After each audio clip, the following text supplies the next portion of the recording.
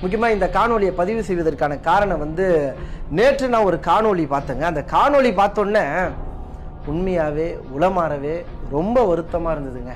பாருங்க மக்களே, விஜய் அவர்கள் வீட்டிலேருந்து வெளில வராரு. விஜய் அவர் காரில் வீட்டிலேருந்து வெளில வர்றாரு. அவரை பார்க்கறதுக்கு அந்த இடத்துல ஒரு 10-15 பேர் தான் கூட்டியிருப்பாங்க. அவர் வீட்டுக்கு பக்கத்தில் நிற்கிறாங்க, வெளியில் நிற்கிறாங்க. அவர்கள் கையில் பார்த்தீங்கன்னா மனு இருக்குங்க. மனு ஏதோ விஜய் கிட்ட ஏதோ கொடுக்க வராங்க. அவர்கள் தான் நம்புறாங்களே, அடுத்த முதலமைச்சர் விஜய் தான் சொல்லிட்டு நம்புறாங்களே.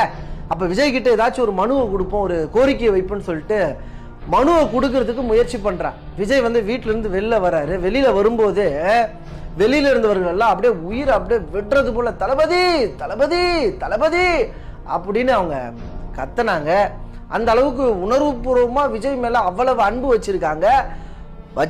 அவங்க விஜய் ரசிகர்கள் அன்பு வச்சிருக்காங்க. ஆனா விஜய் என்னன்னா அந்த அன்பை ஒரு துளி கூட மதிக்கலைங்க. பாருங்க.